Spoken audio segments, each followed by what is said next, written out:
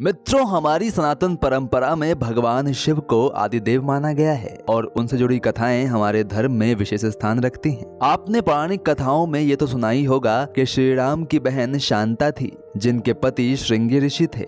वहीं श्री कृष्ण की बहन सुभद्रा एकांगा और महामाया थीं। इसी प्रकार सूर्यदेव की उपासना करने से उनकी बहन छठी मैया के प्रसन्न होने की कहानी भी आपने सुनी ही होगी। इसके अलावा भी कई ग्रंथों में अन्य देवताओं की बहन का जिक्र किया गया है। लेकिन क्या आप जानते हैं कि भगवान शंकर की बहन कौन थी? शिवजी की बहन की उत्पत्ति कैसे और क्यों हुई थी? और भगवान शंकर की बहन की माता पार्वती से झगड़ा होने का जिक्र भी कुछ कथाओं में आता है। क्या आप जानते हैं कि दोनों के बीच किस बात पर झगड़ा हुआ था? आज हम आपको बताएंगे ये रहस्यमयी कहानी। वीडियो के अंत तक बने रहिए। मित्रों, जब माता पार्वती शिव से विवाह के बाद कैलाश आई तो उन्हें वहाँ पर सभी लोग पुरुष ही दिखे। कैलाश पर कोई भी स्त्री नहीं थी, इसलिए माता पार्वती की इच्छा हुई कि उनकी भी एक ननद होती तो उनका मन लगा रहता। चूंकि भगवान शिव अजन्मे थे, इसलिए उनकी कोई बहन नहीं थी। ऐसे में माता पार्वती मन की बात मन में रखकर बैठ गईं। लेकिन भगवान शिव ने देवी पार्वती के मन की बात जान ली। उन्होंने कहा, मैंने आपके मन की इच्छा जान ली है देवी।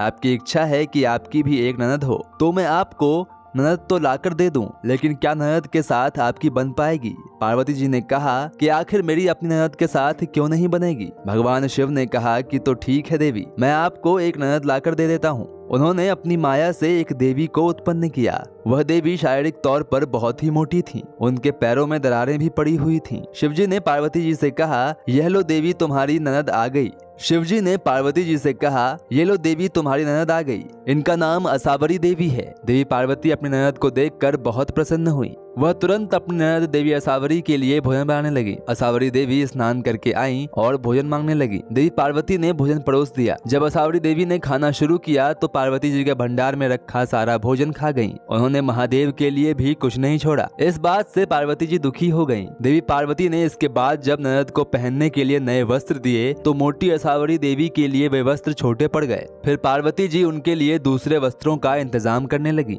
इसी बीच ननद असावरी देवी को अचानक मजाक सूझा और उन्होंने अपने पैरों की दरारों में पार्वती जी को छुपा लिया। इससे पार्वती जी का दम घुटने लगा। महादेव ने जब असावरी देवी से पार्वती के बारे में पूछा तो उन्होंने झूठ बोल दिया। जब शिवजी ने दोबारा पूछा तो असावरी देवी हंसने लगी और जमीन पर पांव पटक दिया। इससे पैर की दरारों में दबी देवी पार्वती बाहर आ गिरी। इसके बाद पार्वती जी ने महादेव से कहा कि इनका विवाह कर विदा करने की जल्द से जल्द तैयारी करें। इसके बाद महादेव ने असावरी देवी को कैलाश से विदा कर दिया। पार्वती जी भोलेनाथ की माया को समझ गई थी। इस तरह माया रूपी असावरी देवी महादेव की बहन के रूप में पूजी जाती हैं। मित्रों, आज के लिए बस इतना ही। कैसे लगी आपको ये जानकारी हमें कमेंट करके जरूर बताएं। धन्यवाद।